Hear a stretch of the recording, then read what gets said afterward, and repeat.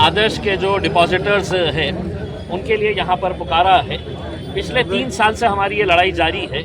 इस 3 सालों के अंदर जो छोटे ठेवीदार थे जिनका 50,000 रुपये तक का पैसा अटका हुआ था, वो पैसा उन्हें मिल चुका है। लेकिन 50,000 के ऊपर ऐसे कई ठेवीदार हैं जिनका 1 लाख, 5 लाख, 10 लाख, 50 लाख, 1 करोड़ और 1 करोड़ से भी ज़्यादा का पैसा फंसा हुआ है।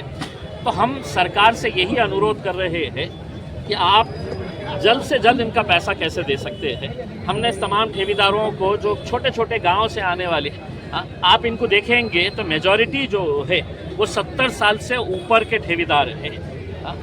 और यही वजह है कि ये लड़ाई लड़ते लड़ते 75 लोग मर चुके हैं, अपनी जान दे चुके हैं। मैं ये मानकर चलता हूँ ये मरे नहीं हैं, इन्हें मारा गया है, इनकी हत्या हुई है।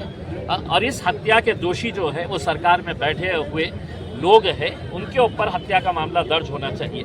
आज हम जिलाधिकारी साहब को निवेदन देने वाले हैं, जो अधिकारी काम में दिरंगाई बरत रहे हैं, चाहे वो तहसीलदार हो, मंडल अधिकारी हो, डीडीआर ऑफिस हो, इन सब का जवाब आज हम मांगेंगे इसमें।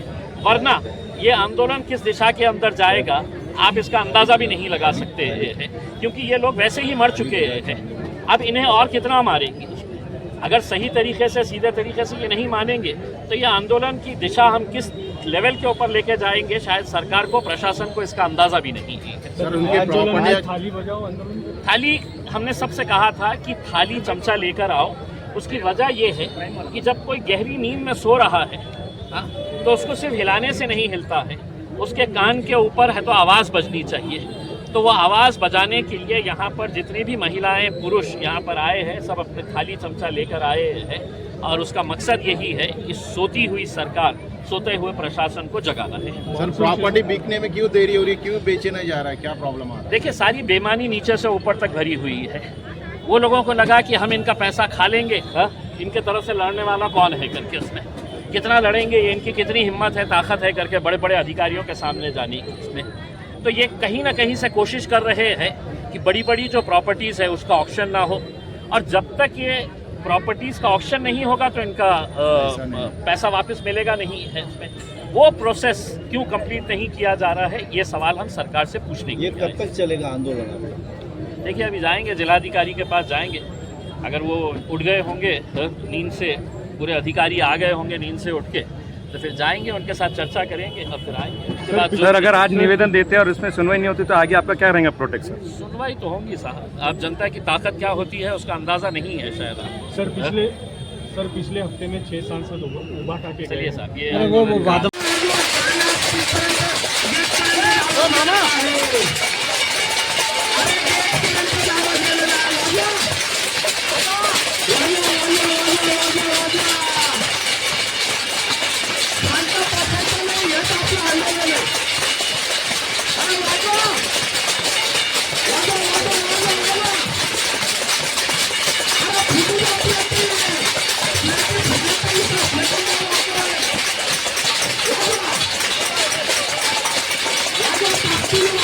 Thank you.